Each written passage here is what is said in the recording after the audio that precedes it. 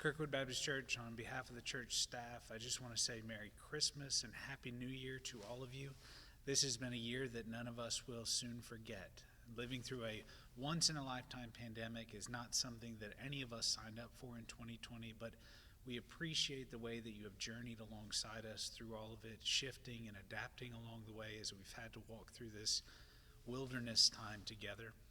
I know that we've had some different events here recently, some outdoor types of things where people have gathered. I've really appreciated your presence in those. I understand that some people are more risk averse than others, and some people just don't like to drive at night, and so you weren't able to be a part of that. But I did appreciate the way that everyone wore masks, observed distancing and things like that, and the respect that was there for everyone. I hope that those services that you were a part of were meaningful to you.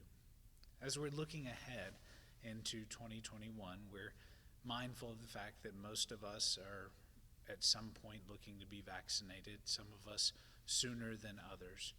And one of the things that's going to come up immediately is when do we get back to in-person worship? And that's something that we as a staff are having constant and continual conversations around.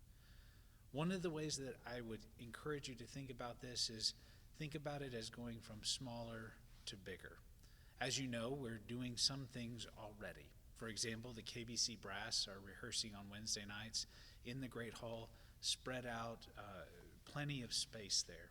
We have our men's prayer group that meets a couple of Fridays each month, and they're able to spread out and maintain distance and mask wearing and stuff like that.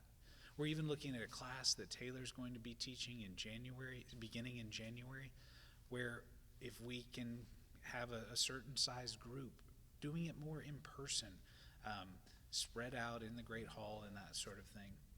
We're trying to be mindful of the need for distance and space. And so worship in some ways allows us some distance and space, but it's also something that we need to be mindful of how we go through. So we're not going to jump into big groups immediately. We're going to have to journey through this time together.